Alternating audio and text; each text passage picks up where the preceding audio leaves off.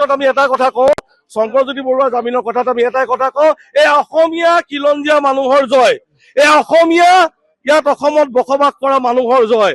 এই সংগ্ৰাম আমি ঐক্যবদ্ধভাৱে আৰম্ভ কৰিছিলো।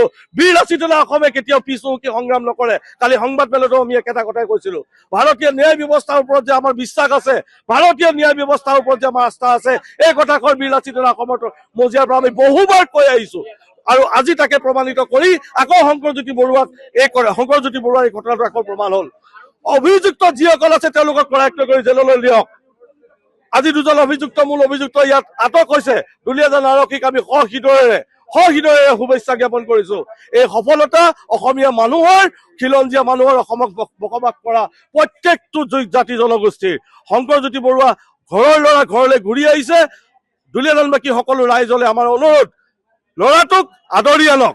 জয় অসম। ক্ষেত্ৰত আমি এটা কথা কওঁ, শংকৰজ্যোতি বৰুৱা জামিনৰ কথাত আমি এটাই কথা কওঁ, এই অসমীয়া খিলঞ্জীয়া মানুহৰ জয়, এই অসমীয়া ইয়াত অসমত বসবাস কৰা মানুহৰ জয়। এই সংগ্ৰাম আমি ঐক্যবদ্ধভাৱে আৰম্ভ কৰিছিলো।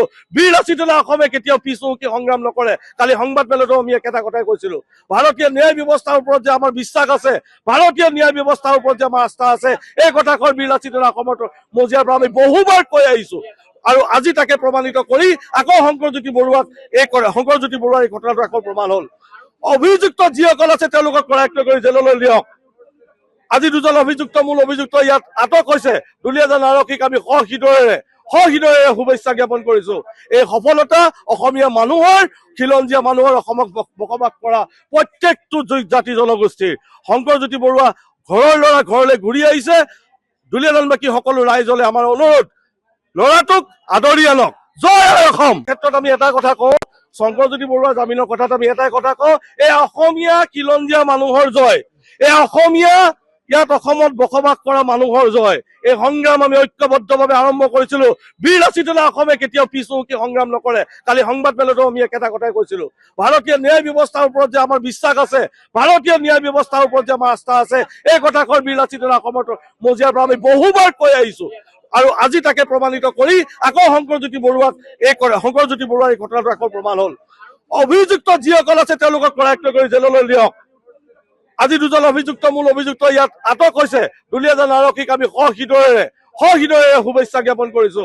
এই সফলতা অসমীয়া মানুহৰ, খিলঞ্জীয়া মানুহৰ, অসমক বসবাস কৰা প্ৰত্যেকটো জাতি জনগোষ্ঠীৰ। শংকৰজ্যোতি বৰুৱা ঘৰৰ ল'ৰা ঘৰলৈ ঘূৰি আহিছে। দুলীয়াজানবাসী সকলো ৰাইজলৈ আমাৰ অনুৰোধ, ল'ৰাটোক আদৰি আনক।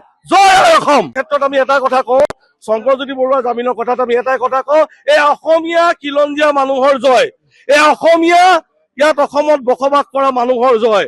এই সংগ্ৰাম আমি ঐক্যবদ্ধভাৱে আৰম্ভ কৰিছিলো। বীৰ লাচিত অসমে কেতিয়াও পিছহুকি সংগ্ৰাম নকৰে। কালি সংবাদমেলতো আমি একেটা কথাই কৈছিলো, ভাৰতীয় ন্যায় ব্যৱস্থাৰ ওপৰত যে আমাৰ বিশ্বাস আছে, ভাৰতীয় ন্যায় ব্যৱস্থাৰ ওপৰত যে আমাৰ আস্থা আছে, এই কথাষাৰ বীৰ লাচিত অসমৰ মজিয়াৰ পৰা আমি বহুবাৰ কৈ আহিছো। আৰু আজি তাকে প্ৰমাণিত কৰি আকৌ শংকৰজ্যোতি বৰুৱাৰ এই ঘটনাটো আকৌ প্ৰমাণ হ'ল। অভিযুক্ত যিসকল আছে তেওঁলোকক কৰায়ত্ব কৰি জেললৈ দিয়ক। আজি দুজন মূল অভিযুক্ত ইয়াত আটক হৈছে। দুলীয়াজান আৰক্ষীক আমি সহৃদয়েৰে শুভেচ্ছা জ্ঞাপন কৰিছো। এই সফলতা অসমীয়া মানুহৰ, খিলঞ্জীয়া মানুহৰ, অসমক বসবাস কৰা প্ৰত্যেকটো জাতি জনগোষ্ঠীৰ।